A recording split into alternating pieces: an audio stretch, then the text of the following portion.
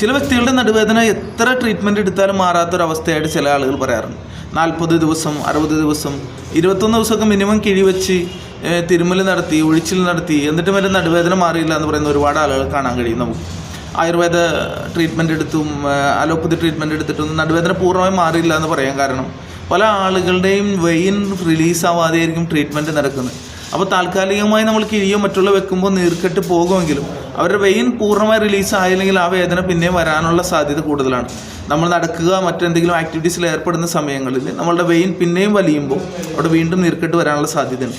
അതുപോലെ തന്നെ ചില വ്യക്തികളിൽ അവരുടെ പുറം ഭാഗത്തുള്ള നീർക്കെട്ട് പിന്നെയും നടുവിലേക്ക് ഇറങ്ങാനുള്ള സാധ്യതയുണ്ട്. അങ്ങനെ വന്നാലും നടുവേദന മാറാനുള്ള സാധ്യത കുറവാണ്.